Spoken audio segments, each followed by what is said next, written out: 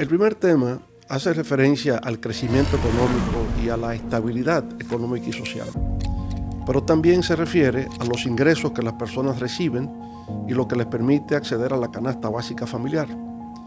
El segundo tema tiene mucho que ver con lo que hoy se llama desarrollo humano y fundamentalmente es cómo prevenir las enfermedades y en caso de que ocurran, cómo acceder a un sistema sanitario de calidad.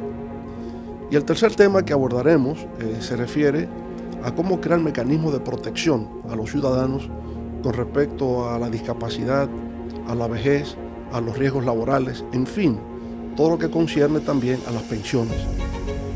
Y esos son los tres temas que tenemos, el tema de empleo, de salud y en tercer lugar lo referente a la seguridad social.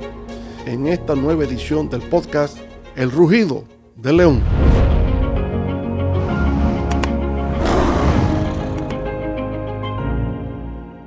Y para abordar esos tres temas en el día de hoy, en esta ocasión, vamos a contar con la presencia del doctor Elvis Florentino. El doctor Florentino es médico con especializaciones en gastroenterología y máster en atención gastrointestinal en Argentina, así como especialista en nutriología y pediatría. Es miembro de los diferentes colegios de sus especialidades, al mismo tiempo es docente de la residencia de gastroenterología y endoscopía y profesor asociado de la Pucamaima.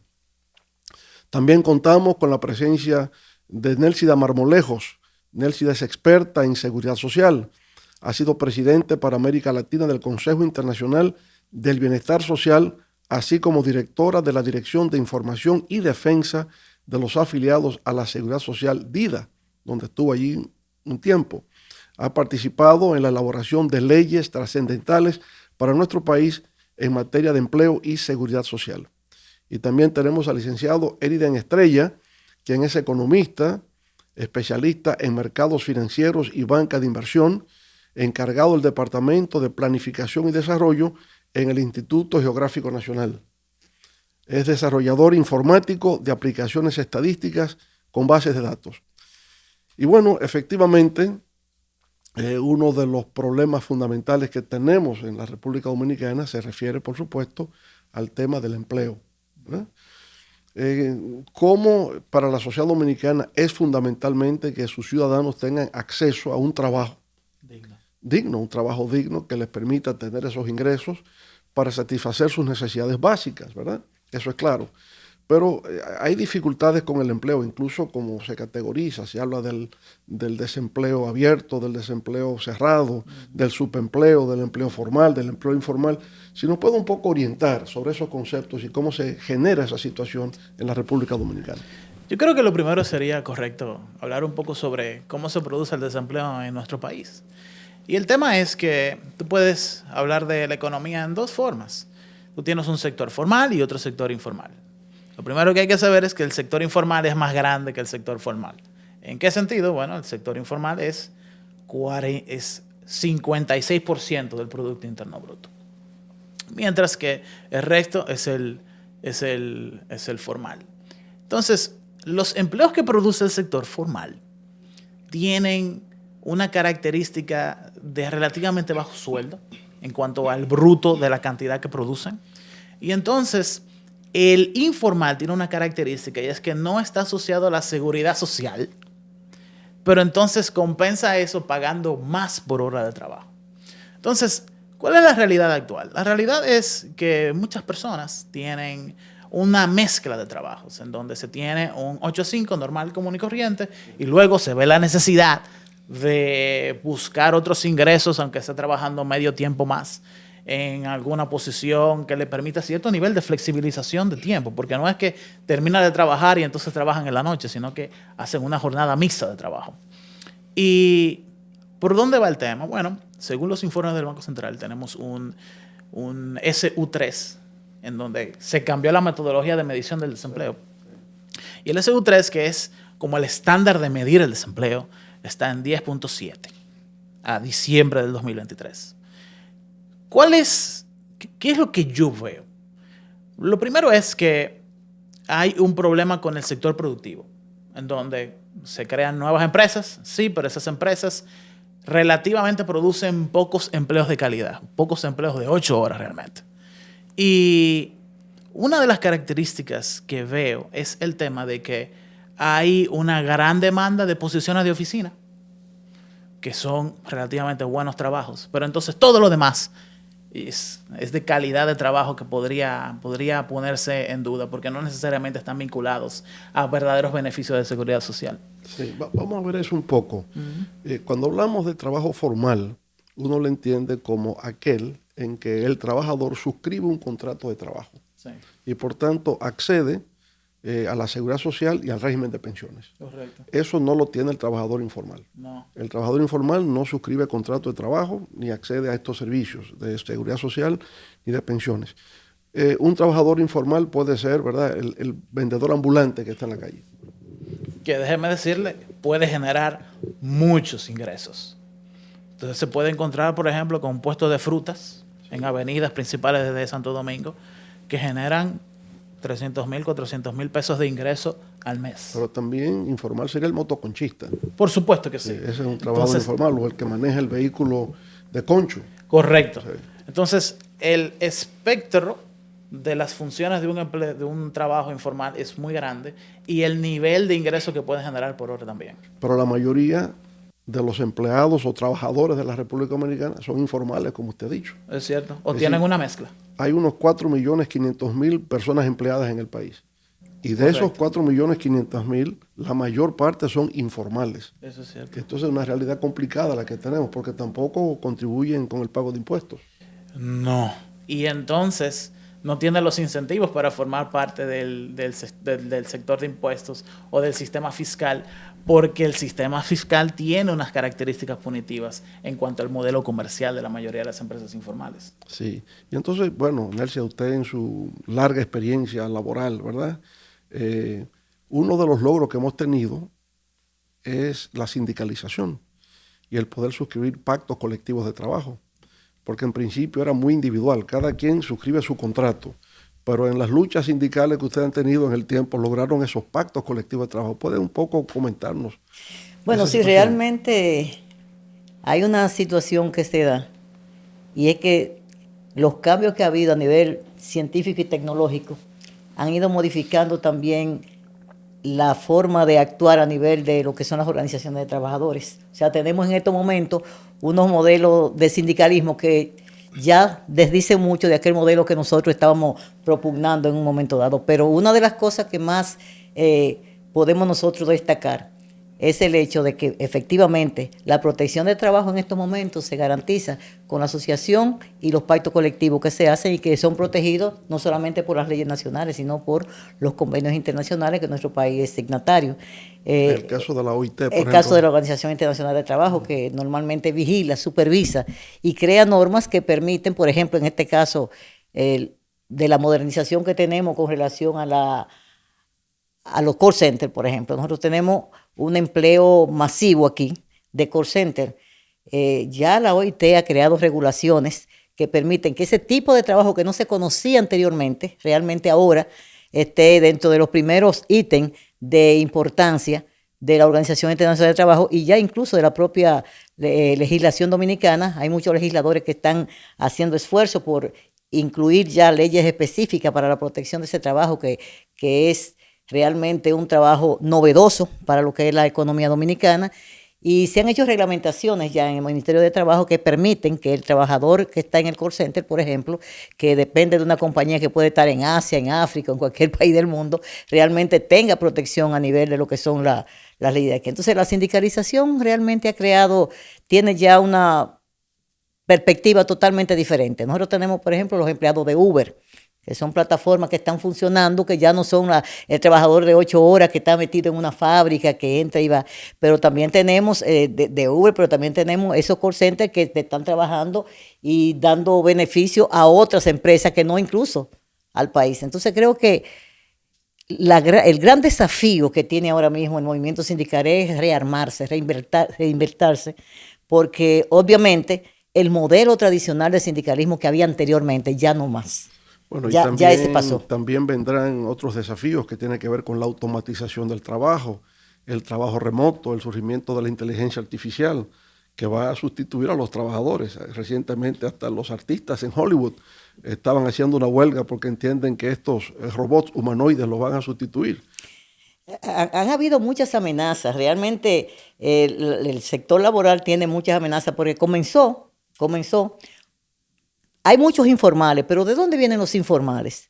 Acuérdense que antes teníamos empresas multinacionales, transnacionales, pero la mayoría de esas empresas empezaron a subrogar el trabajo, ya sea hacer compañía y subrogar para quitar beneficio al trabajador, aumentar y maximizar sus ingresos, y eso fue creando un sector informal. Incluso cuando el Estado dejó de ser un rector, un proveedor de empleo, la informalidad creció a nivel de América Latina y del mundo.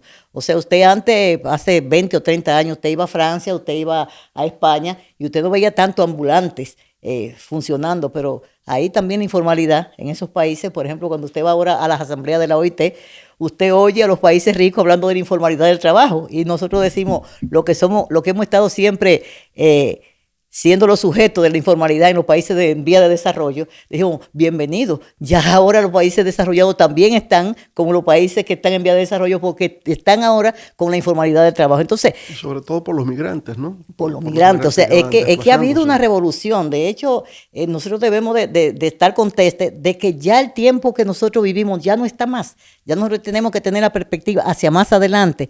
Y esos retos, afortunadamente, son para beneficio de la sociedad. Y es lo que nosotros tenemos que ser positivos, proactivos, garantizando realmente que nuestras futuras generaciones tengan una protección mucho mayor, quizás que la que nosotros tuvimos, por los retos que tenemos, que no son lo mismo de antes. Bueno, son los retos del futuro, pero actualmente todavía, Eriden, ¿no? Tenemos los trabajadores que están en las fábricas, ¿verdad? Y en el caso específico de República Dominicana, bueno, esos trabajadores formales aparecen en la industria local, aparecen en las zonas francas, ¿verdad? Y bueno, ¿cuál es exactamente la situación para seguir creciendo el empleo en esos sectores? Fíjese, yo le voy a decir algo. Yo no estoy muy a favor del crecimiento de los empleos en zonas francas, porque el sueldo promedio de los empleos en zonas francas no da ni siquiera para la canasta básica. No, ni siquiera para el 50% de la canasta básica. Pero recuerde que las zonas francas son una de las principales fuentes de generación de empleos en el país. Sí, claro que sí. El dilema sería o bajo salario o sin trabajo. Entonces, hay una solución a eso. Okay. Y es que cuando uno se pone a ver el mercado de trabajo de la República Dominicana, hay una categoría extraordinariamente particular y nueva, que se nota mucho en los barrios. Y es el hecho de que a veces se encuentran jóvenes que se prepararon en inglés, son muy buenos en tecnología, vienen de las universidades, vienen de la Autónoma de Santo Domingo, vienen de INTEC, que han logrado una especialización en tecnología de Microsoft, una especialización en tecnología de NVIDIA, una especialización en tecnología de Amazon para poder hacer e-commerce, una especialización en web development.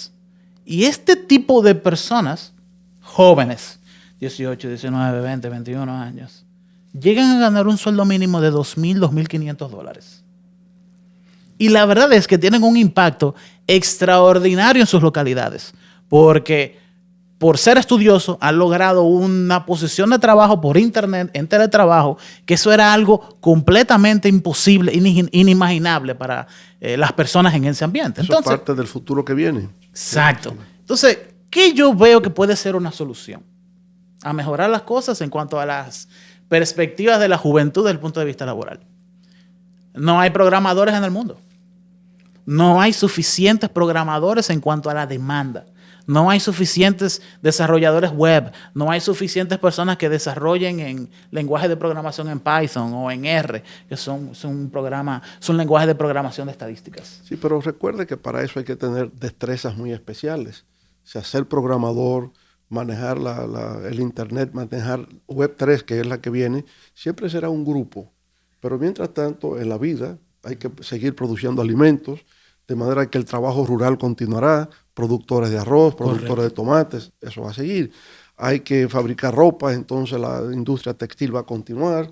Es decir, hay una diversidad de temas, de áreas que tendrán que necesariamente seguir siendo proporcionadas por trabajadores o por las máquinas que van a sustituir en el futuro. Hay una característica intrínseca en la juventud dominicana. Uno, aprenden inglés sin necesariamente estudiar inglés de forma formal. Y dos, sabemos mucho de tecnología. Aquí usted se encuentra ya programar en un lenguaje de programación, no crea que es algo poco usual, sobre todo en un barrio tipo Los Minas, tipo Invivienda, tipo Villa Carmen. Se combinan las cosas, Sí. porque al tiempo que eso va ocurriendo tenemos muchos jóvenes motoconchistas Correcto. y tenemos muchas muchachas que trabajan en las bancas de apuestas, ¿verdad? Entonces, sobre todo cuando uno viaja al interior, ve en los pueblos que eso es lo que predomina. Entonces se combina ese grupo que va avanzando hacia la alta tecnología, pero todavía hay un grupo que está rezagado, porque lo que diferencia a un grupo del otro es el conocimiento. Definitivamente. Déjeme decirle, hay habilidades físicas, técnicas, que se pueden lograr fácilmente. Por ejemplo, en la República Dominicana se arman una gran cantidad de motocicletas. Vienen de pie, como en forma de pieza de China, y se arman aquí. Aquí hay personas trabajando en línea de ensamblaje de motocicletas, que déjeme decirle que hacen análisis estadísticos sobre la calidad de la manufactura que ellos están haciendo. Hay gente que tiene una aproximación muy, a veces hasta estadística y cuantitativa, que podría ser poco usual, porque usted lo ve vestidos y no se podría pensar que esa persona tiene esas habilidades. Entonces, yo creo que podríamos hacer iniciativas con Microsoft, con Nvidia, con Amazon, en donde se traduzcan al español esos materiales de formación y certificación profesionales para propiciar que los jóvenes que tengan acceso a Internet se certifiquen en ellas. Bueno, me parece magnífica la propuesta, sobre todo cuando estamos planteando que la sociedad dominicana debe ahora avanzar hacia un modelo de economía y sociedad del conocimiento. Y efectivamente se va a lograr con el uso intensivo de tecnología y capital intensivo. Finalmente, con respecto a este tema, pues hablamos de empleo, pero al final el empleo tiene que ver con salario. Y el salario son los ingresos que me permiten acceder a los bienes y servicios para continuar. Pero tenemos un problema con el salario mínimo. Tenemos un tema de bajos salarios en República Dominicana. ¿Cómo entiende Nelsia que podemos corregir eso? Bueno, realmente el problema es que nosotros vemos el salario como la parte monetaria que se entrega cada 15 días o cada mes. Y nosotros tenemos que aspirar a tener un salario real. El salario real es el que puede cubrir las necesidades básicas. Por ejemplo, nosotros tenemos aquí la seguridad social, que será un tema que uno tendrá que abordar con más profundidad.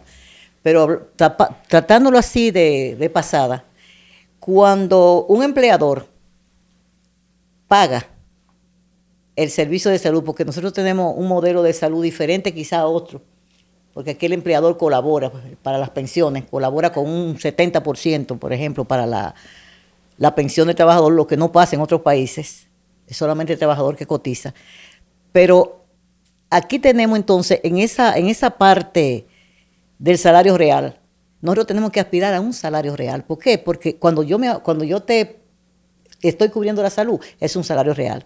Cuando yo tengo planes de vivienda, ese es el salario real. Cuando yo tengo un programa de educación, una educación de calidad, eso es parte del salario. El salario no puede verse solamente en función de la parte efectiva que te da.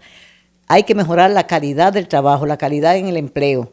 O sea, y eso se logra con políticas sociales inclusivas por parte del Estado. O sea, cuando usted se refiere a ese salario real, no solamente al monto de lo que percibe, sino el poder adquisitivo que tiene lo que percibe. Exactamente. Y creo que como uno de los problemas que tenemos es la inflación, que en la medida en que la inflación siga subiendo, se haga un ajuste de inflación a cada salario, para que el salario nominal sea un salario real con poder adquisitivo. La indexación que debe de producirse. Por ejemplo, nosotros tenemos en el Estado, que es donde estamos un poquito más atrasados, a nivel del sector privado, se están haciendo las indexaciones relativamente bajas, pero se están haciendo esas indexaciones cada 2 años, como dice la ley. Pero a nivel del Estado, en los últimos años, aquí no ha habido una movilidad del salario mínimo que tiene el sector público. Y eso realmente mantiene a los empleados del sector público en un estado realmente de desesperación. Salario mínimo en este país, presidente, está, como ustedes lo dijo todavía, en 10,000 pesos. Sí, 10,000 pesos salario mínimo para un empleado público. Claro, es un salario mínimo minimizado. Y la gente dice, bueno, no, pero no se gana eso. Pero es que ese salario mínimo hace unas olas que afecta directamente. Por ejemplo, la gente cuando se va a pensionar, ¿qué es lo que dice la ley?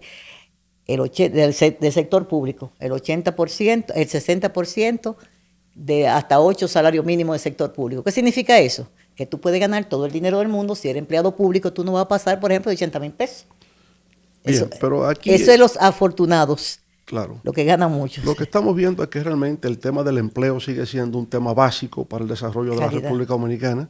Obviamente que para poder generar empleos, lo primero que se requiere es que la economía crezca. Si no hay crecimiento económico, no hay empleos. Pero también hay que tener políticas proactivas de generación de empleos. En este caso, por ejemplo, crear incentivos para que las empresas puedan adoptar jóvenes, una ley de primer empleo, jóvenes recién egresados de las universidades, no logran insertarse en las áreas que estudiaron, entonces hay que crear pasantías, becas, para que esos recién graduados pues, puedan efectivamente integrarse al mercado laboral. Lo otro, obviamente, es, digamos, alguna ley de promoción del emprendedurismo para todo aquel que tenga alguna idea novedosa que pueda impactar en el mercado laboral, pues encuentra el apoyo en el Estado. Son de las propuestas que hacemos en nuestro programa de gobierno para el año 2024-2028. Como ven, pues, el tema del empleo sigue siendo un desafío para la República Dominicana. Estamos entre los retos del pasado, cómo cambiar el trabajo informal por trabajo formal, pero también los retos del futuro, cómo aún el trabajo formal puede ser sustituido por las nuevas tecnologías, por la inteligencia artificial y otras formas de sustitución del trabajo humano. En la Constitución de la República se considera que el Estado dominicano es un Estado social y democrático de derecho, y enfatizo la palabra social, porque hay una dimensión social del desarrollo que es lo que nos conduce hacia el bienestar. Y para que haya bienestar en una sociedad es importante que haya un sistema de salud que pueda proveer una vida sana, una vida saludable y longeva. Y ahora en este bloque justamente vamos a tratar el tema de la salud, respecto al cual hay preocupaciones en la República Dominicana, porque primero es un sistema mixto, un sistema público y un sistema privado. La mayoría de los ciudadanos tienen acceso al sistema público, pero consideran a veces que no tienen la calidad suficiente para poder atender los problemas. Empezando con la forma en que el sistema está organizado, hay un Ministerio de Salud Pública y dentro del ministerio se habla de la Rectoría del Sector Salud. Pero el ministro ahora no tiene que ver exactamente con la forma en que se proveen los servicios de salud, porque eso está ahora otra cosa que se llama el Servicio Nacional de Salud. La Rectoría del Sistema y el Servicio Nacional de Salud. Y por tanto, el que tiene que ver con los proveedores de salud es el SENASA, como se dice, el Servicio Nacional de Salud. Bueno, sabemos que la puerta de entrada al servicio de salud en República Dominicana es la atención primaria, el servicio de atención primaria. En adición, tendríamos un segundo nivel que se refiere fundamentalmente a los hospitales municipales. Actualmente tenemos unos 112 hospitales a nivel de municipios y el tercer nivel que son los hospitales ya regionales, nacionales y locales. En fin, hay todo un sistema organizado, ¿verdad? Pero aún así tenemos problemas de salud en el país, cuando el objetivo fundamental debe ser prevenir la ocurrencia de salud. O sea, el sistema debe fundamentarse en la prevención. Pero a pesar de eso, tenemos una situación de enfermedades en República Dominicana y temas que nos preocupan por lo mucho que inciden. Área que tiene que ver con el caso suyo, Elvis, que es el de la pediatría. Se habla de un incremento, de un índice alto, más bien, un índice alto de mortalidad materno-infantil y también un índice alto de mortalidad neonatal en la República Dominicana. Bueno, quisiéramos que empecemos por ahí, porque es el área suya de su especialidad, lo que tiene que ver con la pediatría. ¿Por qué ese alto índice de mortalidad infantil y de mortalidad neonatal en nuestro país? Bueno, básicamente se produce por una falla en el Sistema Nacional de Salud, falta de insumos, falta de medicamentos, condiciones como que se puede ir la luz cuando hay niños que están conectados a una máquina, niños que necesitan ventilación mecánica asistida y el hospital no dispone de un ventilador y deben darle una presión positiva manual. Son diversos factores y todo eso contribuye a que la mortalidad sea tan elevada en el país. Sí, y la neonatal, el caso específico de la mortalidad neonatal, que el año pasado hubo serios problemas en algún momento, más de 15 niños murieron en un momento dado. ¿Cuál es la razón de eso? Bueno, la razón principal son las infecciones. No sé si recuerdan que Nuria Piera hizo un análisis sobre el agua en los hospitales y tomó muestras de diferentes hospitales y toda el agua estaba contaminada con diversas bacterias.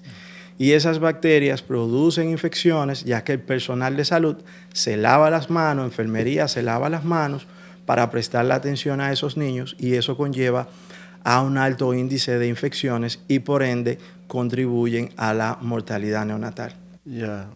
Algunos dicen que en realidad el alto índice de mortalidad materno-infantil o infantil en República Dominicana no es tanto por nosotros mismos, sino que tiene mucho que ver con parturientas haitianas que vienen a República Dominicana. ¿Qué hay de verdad en eso? Bueno, el caso de las parturientas haitianas, ese es otro factor. El problema está en que esas pacientes no tienen seguimientos, vienen sin ningún seguimiento por médicos especializados, y cuando llegan acá, el médico no sabe qué va a encontrar o se presentan complicaciones. No hay ningún registro previo, no hay ninguna orientación previa, ningún seguimiento, y eso contribuye indudablemente al aumento de esos casos. ¿Esas mujeres llegan cuando ya están al borde de dar a luz o vienen con tiempo anticipado? ¿Cómo es que eso se da?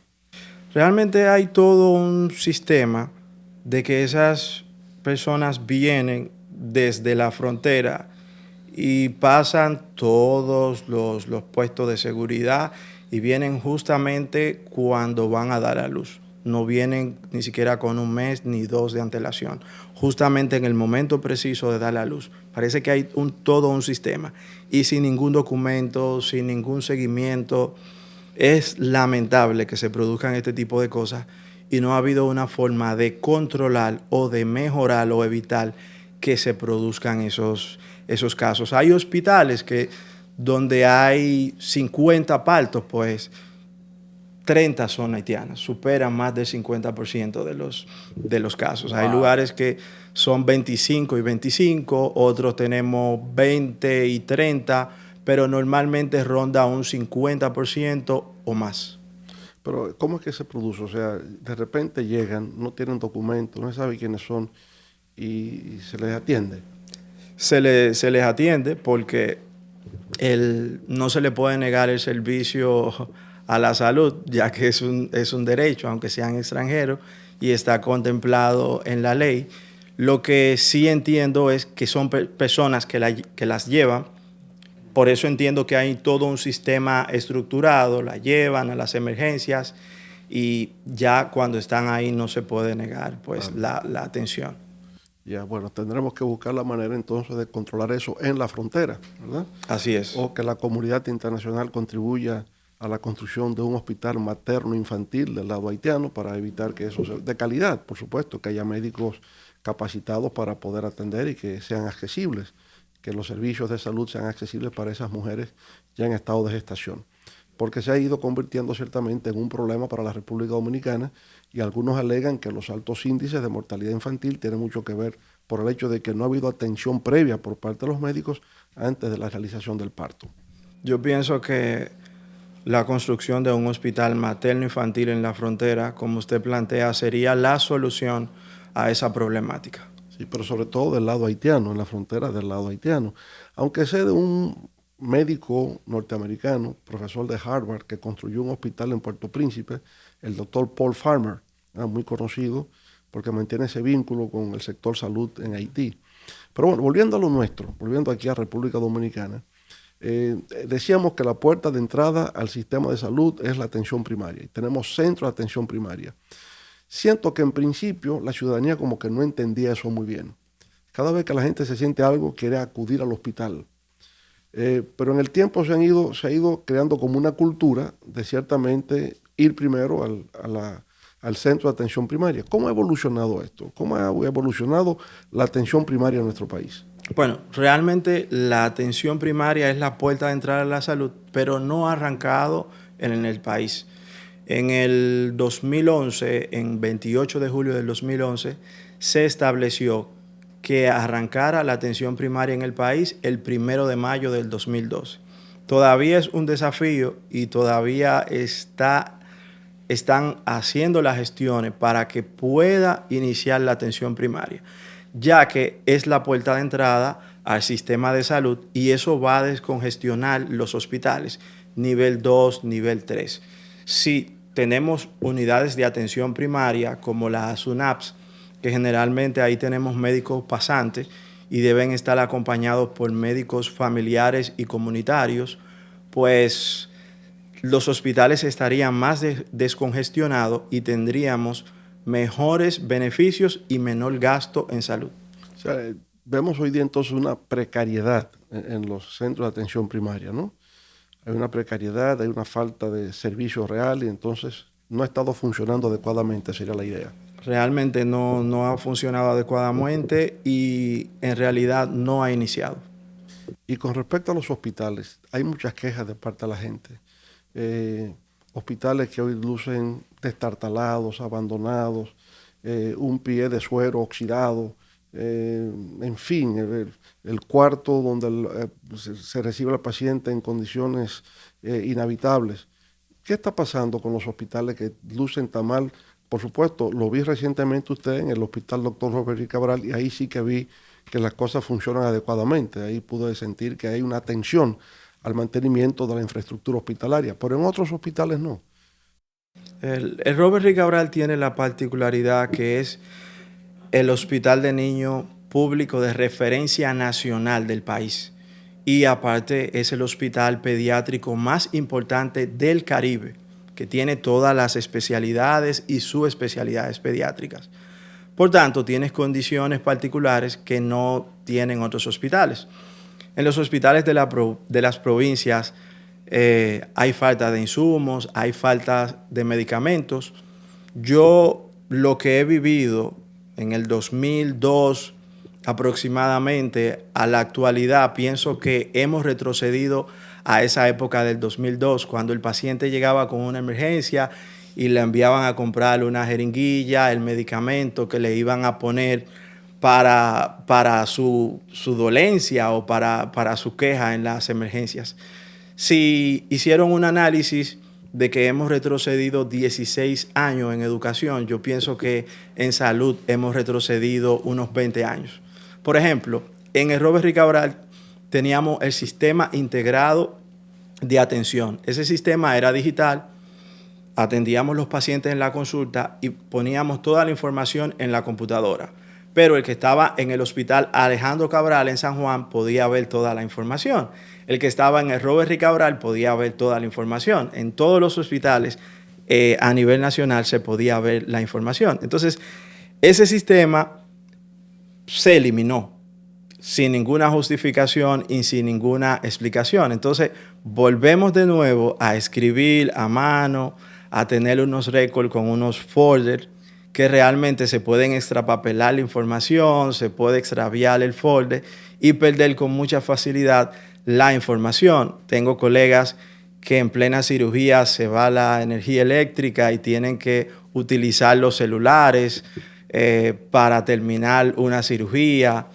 A veces hay hospitales que por deudas se acaba el oxígeno y le suspenden el suministro de oxígeno, algo que es vital para la vida de todos los pacientes. Son dramas dantescos lo que usted está señalando, ¿no? De retroceder al medioevo de alguna forma. Realmente. Volvamos un poco a la economía con Eridan, ¿verdad? El financiamiento del sistema de salud es lo que se presenta también como un problema. ¿Qué opinión tiene usted sobre este particular? Mire, le voy a decir algo. Desde el punto de vista de la teoría económica, el mercado de la salud pública, que es como se define, sí, no puede ser analizado como si fuese otro mercado, por diversas razones. Por ejemplo, cuando un médico, usted tiene hipertensión, le diagnostican hipertensión y le dicen, este es su pastilla de la presión, para regularle la presión arterial. No es que el usuario mismo puede seleccionar 5, 6, 7 productos que hagan exactamente lo mismo. Es que por la condición específica de la forma en la que se genera su hipertensión, usted tiene que utilizar ese medicamento en específico, sí, y hay una característica de arbitraje en la forma en la que se decide la demanda de un producto en específico. Esa es una cosa. Lo segundo está en que la salud está altamente vinculada con lo último en tecnología que hay en un momento determinado. Una máquina de resonancia magnética por imágenes magnéticas fácilmente puedes costar 2 o 3 millones de dólares sin ningún problema. Entonces, tú tienes el tema de el altísimo costo de la mejor tecnología médica, pero al mismo tiempo tienes el contrato social, moral, ciudadano de darle la mejor salud posible a la mayor cantidad de ciudadanos dominicanos posible. Entonces, en esa dicotomía, no se le puede dar una gestión pública del sistema de salud público solamente al sector privado. Se necesita que el sector público de manera constante esté regulando y viendo y monitoreando no solamente el acceso, que se mide el acceso a la salud, sino también la calidad del acceso a la salud pública que se tiene. Y ahí es donde hay serios problemas de monitoreo. Sí, porque de que se tiene acceso, se tiene. Sí. Pero ¿qué nivel de calidad de acceso se tiene? Entonces la data no se levanta de forma periódica. En eso también hay un problema que tiene que ver con los profesionales del sector de la salud. Por ejemplo, aquí entre nosotros, medio en secreto, ¿cuánto gana usted como médico en el hospital Dr. Robert Cabral? Aproximadamente $900. $900. Y usted hizo especialidad en Argentina, especialidad en México, se fue a Filadelfia, pasó por Madrid a ganar $900 al mes en la República Dominicana. Se requiere mucha vocación y mucho amor para hacer ese trabajo. O en el caso suyo también, tener trabajos múltiples, porque entonces tiene también su despacho privado y está en un tercer empleo, ¿no? Todos en el sector salud, pero no puede depender única y exclusivamente de su salario que provee el ministerio. Así es. Yo pienso un médico en Haití gana aproximadamente $3.500, $4.000. O sea, que un médico haitiano gana más que un dominicano. Sí, que Haití, que es un estado fallido, gana mucho más. Mire, la primera vez que escucho eso, de verdad que me sorprende saber que un médico en Haití gana 3 veces más o 4 veces más tal vez que un médico dominicano. Así es. Bueno, sorprendente. Creo que uno de los temas que habría que ver es justamente mejorar los salarios de médicos, de enfermeras, laboratoristas, analistas, como hoy día se les llama más bien, porque si no tenemos un personal que esté debidamente satisfecho con el trabajo que realiza, pues se genera el otro problema, la deshumanización del servicio de salud. Sí, claro. Sí, En donde solamente se ve la parte económica, comercial de brindar el servicio de salud. Claro. Recientemente nosotros tuvimos una reunión con el presidente y la vicepresidenta sobre un pliego de demanda que tiene el Colegio Médico Dominicano, del cual yo soy asesor de la Junta Directiva Nacional, y le estábamos planteando sobre un aumento salarial. Entonces nos estaba explicando sobre que no tenían las condiciones para hacer un aumento salarial, pero lo que realmente necesitamos es que el salario sea por indexación de acuerdo a la inflación, porque cada 2 años, cada 4 años, el gremio de los médicos está solicitando aumento salarial. Y el otro tema es sobre los pensionados. Los médicos que brindan salud y que pasan toda su vida cuidando la salud de los demás, cuando caen pensionados, pues pierden el seguro. No se quedan desamparados. Cuando más lo necesitan. Cuando más lo necesitan. Exactamente. Entonces, estamos tratando de que los médicos, cuando sean pensionados, puedan tener un seguro de salud, porque realmente cuando más lo necesitan es cuando están pensionados. Pero sí hay un pliego amplio de demandas que se está tratando y se ha planteado al Estado para ver si podemos lograr alguna solución, porque los médicos dominicanos pues tienen muchas precariedades. Claro, sin duda. Creo que Delcia también tiene una opinión sobre esto en particular. Usted decía cuando estábamos conversando en este bloque de opinión, la complejidad que tiene el sistema de salud en la República Dominicana es mixto y se modificó cuando ya el sistema público había colapsado. Entró entonces el sistema de las ARS, que dicho sea de paso, en el primer gobierno que estuvo usted, del 96, 2000, ahí se ensayó un modelo de seguridad social totalmente diferente al que tenemos en el día de hoy. O sea, porque ahí estábamos hablando de los 3 pilares a nivel de pensiones y un modelo de salud totalmente diferente. Trabajamos con la OIT varias veces ese proyecto, pero pasó el tiempo y lo que se aprobó fue lo que tenemos hoy. O sea, Y yo siempre he dicho que lo ideal es enemigo de lo posible. O sea, lo que tenemos en estos momentos es lo que realmente ha podido avanzar la sociedad dominicana, que yo creo que no es tan malo. O sea, tiene sus luces y sus sombras. Y una de las cosas que nosotros tenemos que ver como país, que la seguridad social es un proyecto país. O sea, y que la seguridad social como concepto nosotros deberíamos de ubicarla no como una ley, sino como un proyecto de nación. Entonces, cuando nosotros nos referimos a los problemas que tienen que ver con la salud, tenemos que englobarlo en todo, no solamente en el médico y en lo que tú vas a buscar al dispensario. Tenemos que ver la salud preventiva, que es lo que no tenemos. ¿Y qué es lo que es salud preventiva? Acueductos, disposiciones de las materias fecales en condiciones más óptimas. O sea, hay un conjunto de situaciones que tienen que ver con salud y con calidad de vida que afecta actualmente lo que es el sistema de salud de la República Dominicana. O sea, la basura por todas partes. ¿Cómo nos libramos de las epidemias si no fumigamos, si no creamos las vacunas oportunamente? Y ahí es que caemos en el hoyo que estamos en este momento. No hay primer nivel de atención. En el sector público hay las unidades de atención primaria que funcionan con precariedad, pero funcionan. Algunas funcionan. Y cuando comenzó el modelo de seguridad social, yo recuerdo que ya venían los proyectos del gobierno que concluyó en el 2000. Aquí había acuerdo con OPS, la Organización Panamericana de la Salud, con el Banco Mundial, con los españoles con un proyecto Procisa, con un proyecto de Resalud que lo manejaba el IAD, la AID. USAID. La USAID, exactamente, USAID.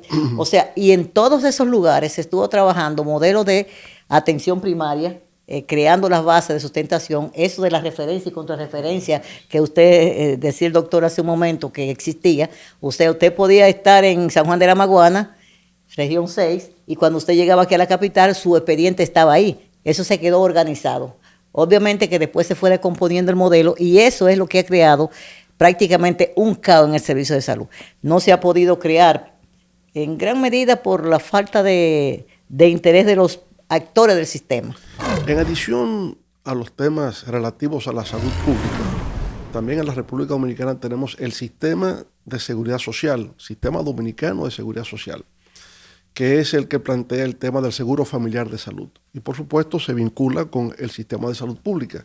Y por cierto, Eridén quería hacer una observación sobre el tema del sistema hospitalario en República Dominicana. Sí, yo tengo una duda y surge del tema de que cuando el presidente construyó el hospital Ney Arias Lora, ese hospital marcó un antes y un después en la región, definitivamente. No solamente Villamella se vio positivamente vinculado con el hospital, sino yo podría decir que Santo Domingo Oriental completo, todo Santo Domingo Norte, en donde incluso sigue siendo el lugar de referencia principal para tú atenderte cualquier malencia que tú tengas.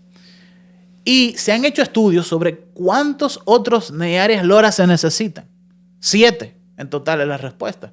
3 en la zona fronteriza, 2 en la zona del norte y ya los otros demás repartidos en el este. Entonces me pregunto lo siguiente, ¿qué ustedes opinan de la intervención simultánea de los 18 principales hospitales grandes que tiene el sistema de atención de hospitales de la República Dominicana y el tema de que se intervinieron en el 2014 y estamos en el 24 y todavía no están terminados? ¿Qué consecuencias tiene eso en la efectividad y en la calidad del acceso al sistema de salud pública? Yo creo que Elvis tiene una opinión sobre ese particular. Sí, mira, sobre el hospital Ney Arias Lora, no solamente es un complejo hospitalario que incluye el Ney Arias Lora como hospital traumatológico, que se necesitan 7 en el país, como usted acaba de comentar.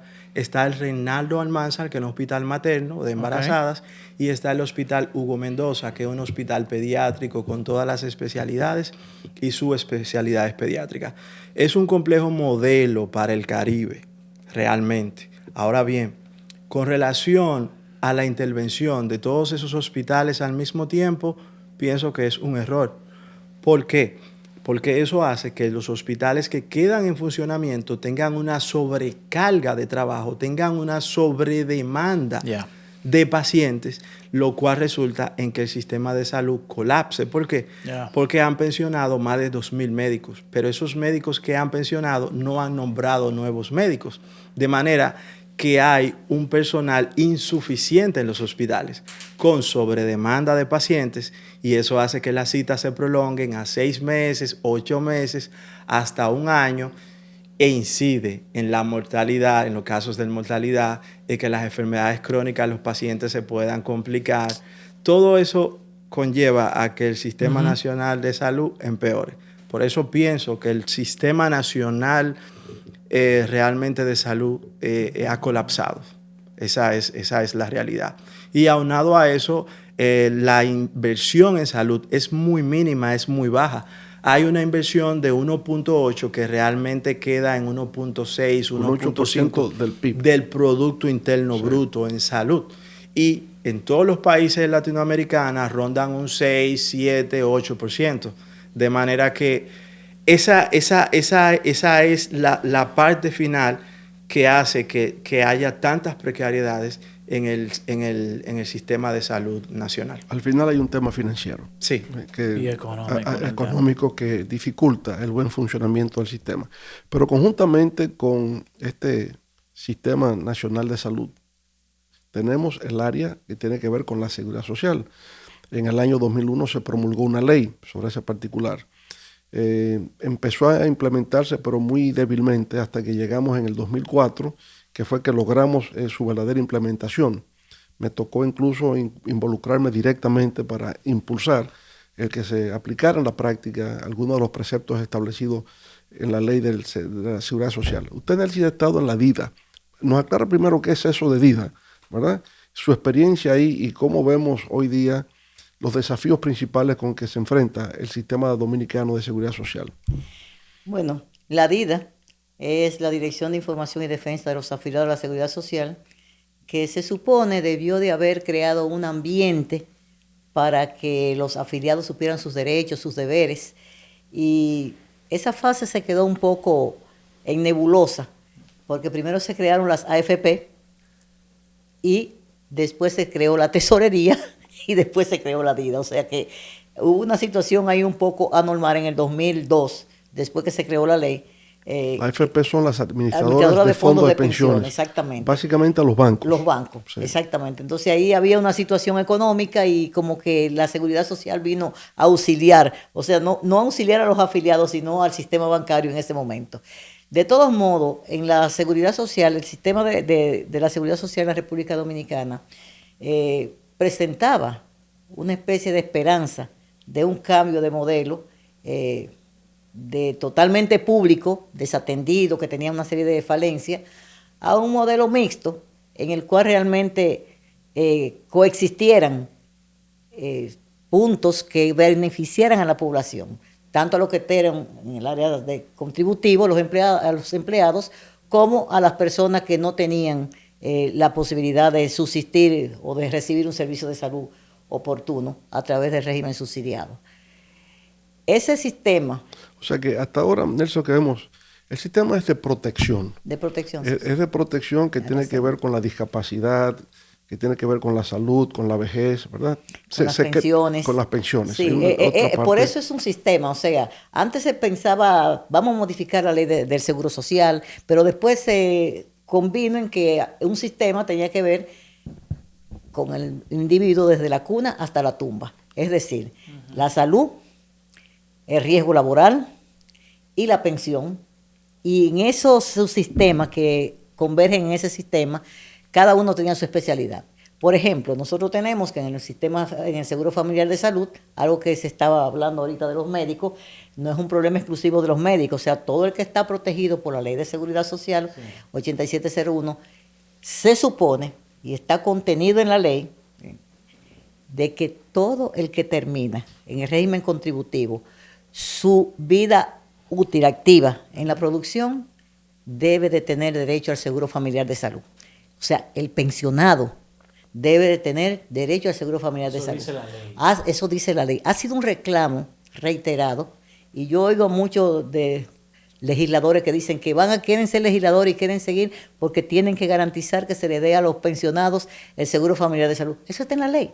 Claro. Eso está en la ley. Lo que nosotros queremos es que eso se cumpla como se aplica en otros aspectos. Entonces, esa es una de las grandes fallas y las grandes deficiencias, porque imagínense, ¿cuándo ve que una persona necesita más Cuando la pasa a salud? ser pensionado, justamente. Es cuando ya la calidad de vida no es Sí. tan plena como cuando se es joven. Entonces, en este momento nosotros tenemos una población que no quiere salir del empleo, aunque ya no pueda trabajar, porque no quiere ir a perder el beneficio que le ofrece la seguridad social como pensionado, Claro. o sea, Ahora- con el seguro familiar de salud. Entonces, nosotros tenemos un sistema que, si por bien es cierto que fue un paso cualitativo, en el sentido de que usted pasó de ser un afiliado individual como trabajador a tener un núcleo familiar incluido, por lo mismo que usted pagaba antes, pasó de una iguala médica que le protegía solo a usted y a su familia de manera adicional a hacer un plan mucho más amplio, más abarcador.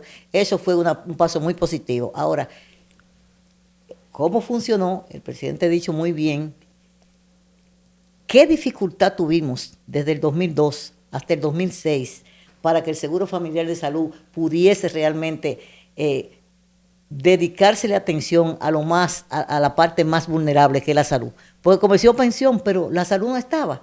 Entonces el presidente, con un acto heroico, nombró una comisión especial, intervino la seguridad social y dijo, no, aquí tiene que haber salud. Y se creó una comisión, se puso al frente del presidente y después delegó en el vicepresidente de la época, que fue el doctor Rafael Albuquerque, y era quien estaba dirigiendo la seguridad social, y ahí se pudo crear todo un mecanismo de protección social para la salud de la población contributiva. Y el único defectivo que nosotros tuvimos en esa época fue que se creó un modelo abierto.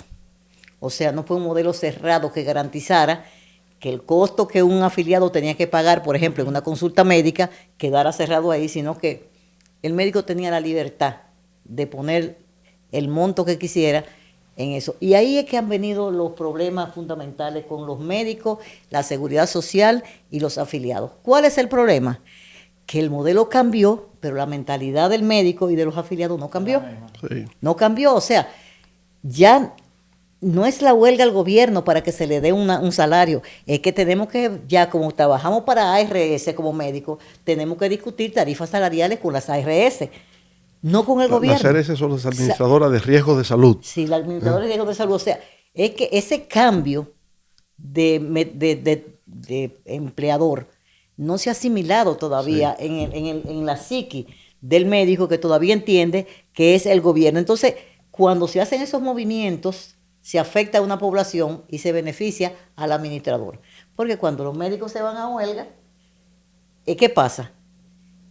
La ARS se queda con el dinero. Es que definitivamente es un sistema en donde nadie está contento. No, pero no es solamente, bueno, porque nadie es dueño de nada. Ni el cliente, ni quien lo provee, Pero ni la también, ARS. también quizás Es que aclarar las lo siguiente. negociaciones, señor Sí. presidente, es que las negociaciones se están dando. Por ejemplo, hay un sistema de seguridad social, pero nadie es dueño de nadie, porque el médico no es dueño de la clínica. El especialista tiene su propio consultorio, pero paga en esa clínica. No tiene laboratorio. Entonces, cuando usted quiere discutir en un sistema de conjunto, ahí vienen los problemas. Entonces, hay unos comités de honorarios profesionales, que ahí está dentro de lo que usted estaba hablando sobre Sí. el pago de los médicos, que es donde tiene ahora que centrarse. O sea, la mirada nosotros tenemos que ponerla, no necesariamente en lo que tiene que ver con el Estado como tal, Sí. sino con eso mixto, que también la parte privada, porque nada más, mire, cuando hay una huelga médica, por ejemplo, por salario, que son justos, que se la hacen a la ARS, ¿quién se perjudica? El médico, Sí. se perjudica el afiliado, pero la tesorería de la Seguridad Social no deja de pagarle un centavo a la ARS. Se beneficia. Ese a la dinero ARS. llega directamente a las ARS y ellos no están dando servicio. Sí, ahora volviendo a lo básico del sistema, ¿verdad? Tenemos tres pilares. El régimen contributivo, que es el de los empleadores y los empleados. Cada quien aporta mensualmente al sistema. Tenemos el contributivo subsidiado en la ley, pero que en la práctica nunca ha existido, porque eso era para favorecer a los trabajadores informales. Por tanto, no ha entrado. Y tenemos finalmente el régimen subsidiado, que es donde el Estado aporta. ¿Ah? Ahora, aquí es donde viene el problema fundamental, como lo he sentido. Se supone que un sistema de seguridad social es para generar equidad, para generar igualdad. Pero resulta que los aportes que entran al régimen contributivo son 3 veces más que los que entran al régimen subsidiado. y por lo tanto, en la provisión de servicios, el contributivo resulta más beneficiado que el subsidiado, hasta el extremo de que un afiliado por la vía subsidiada no entra a las clínicas privadas, solamente se le está aceptando en los hospitales. Y algunos se preguntan, pero si todos tenemos el derecho a la salud, yo no tengo que estar afiliado a ningún seguro para cuando yo vaya a un hospital tenga que atenderme. Por lo tanto, en la práctica, el régimen subsidiado resulta un mito. Resulta innecesario porque todo el mundo puede entrar a un hospital y hay que atenderlo. ¿Cómo arreglamos eso? Yo creo que ahí ese es uno de los puntos más medulares que tiene el sistema. Efectivamente, si yo no estoy en ningún seguro, que no esté ni subsidiado, ni esté en el contributivo, ni en el contributivo subsidiado, y me enfermo, el Estado tiene la obligación de recibirme en un hospital y darme el servicio. Entonces, ¿qué es lo que sucede con el seguro? Pero ¿por qué en la clínica no aceptan el subsidiado? Porque la clínica, no, el monto que se paga es diferente, pero ¿cuál es el parámetro para poner menos de cápita a la aseguradora pública, que es el SENASA, del subsidiado, diferente al contributivo? Es un problema económico, como muy bien decía él. Por ejemplo, mientras que en una clínica... Lo que se gasta no supera exacto, lo que se cobra. No, mientras que en una clínica el contributivo le paga a la administradora de riesgo de salud, a la ARS, la ARS le paga al médico, le paga a la clínica, le paga al laboratorio, o sea, hace un gasto. Mientras que en el sector público, el Estado está propiciando al médico, está propiciando la clínica, está propiciando el laboratorio, entonces la contribución no debe de ser igual. O sea, ahí hay una diferencia. Ahora, ¿en qué sí yo estoy totalmente de acuerdo? Que quizá el subsidiado, lo que nosotros hemos ido creando debería de quedarse para los planes sociales, pero para la salud es un gasto, yo creo que innecesario, porque todo el mundo tiene que tener derecho a la salud sin necesidad de tener un carnet. En el caso de cuando el Estado le está proveyendo el servicio. O sea, el SENASA para el subsidiado,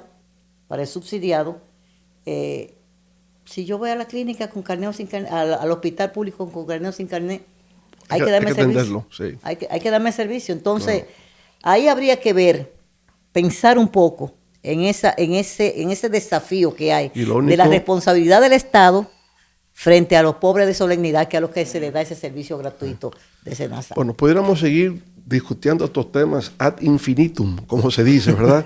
Porque ciertamente es de una gran importancia.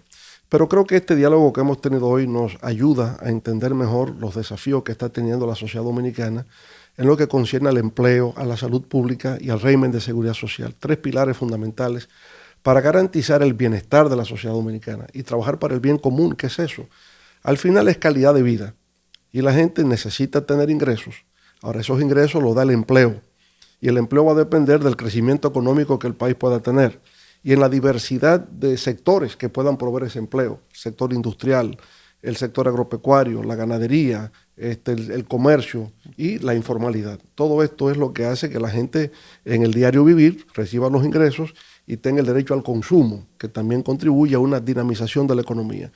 En el ámbito del empleo tenemos dificultades en República Dominicana, sigue siendo alto el índice de desempleo.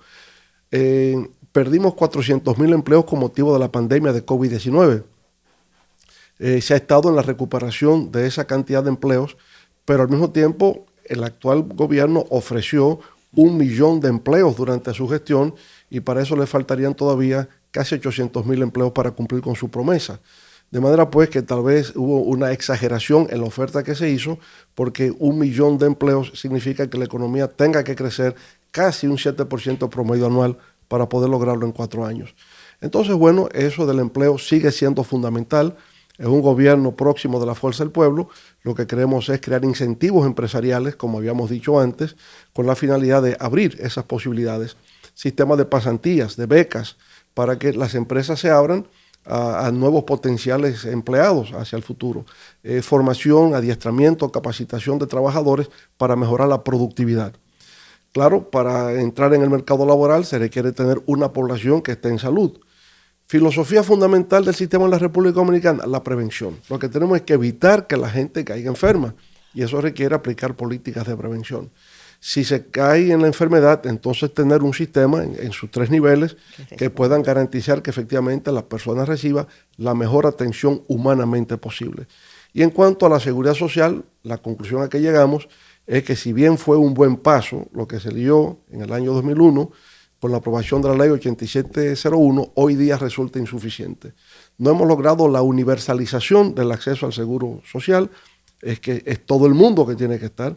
Y segundo, poder eliminar las inequidades que existen entre el contributivo y el subsidiado. El contributivo hoy recibe servicios 3 veces superior a lo que recibe el subsidiado y eso es contradictorio con lo que es un sistema de seguridad social. Creo que quedan pues inquietudes suficientes para saber que la sociedad dominicana espera cambios, transformaciones en estos 3 aspectos que son fundamentales para alcanzar una calidad de vida que pueda considerarse, digamos, civilizada y digna. Así pues que agradecemos a ustedes en esta ocasión la participación de Elvis Florentino, médico especialista en pediatría, la licenciada Nélcida Marmolejos, politóloga, miembro de la dirección política de la Fuerza del Pueblo y de una larga tradición con el movimiento de los trabajadores, y con el licenciado Eriden Estrella, que es especialista en temas económicos, en temas financieros de la banca y también ahora en un sistema cartográfico digital. Recuerden seguirnos en nuestras redes sociales y en todas las plataformas disponibles e informarles que nuestro próximo podcast será sobre la educación en la República Dominicana. A todos ustedes muchas gracias por haber estado con nosotros en esta nueva edición del podcast El Rugido del León.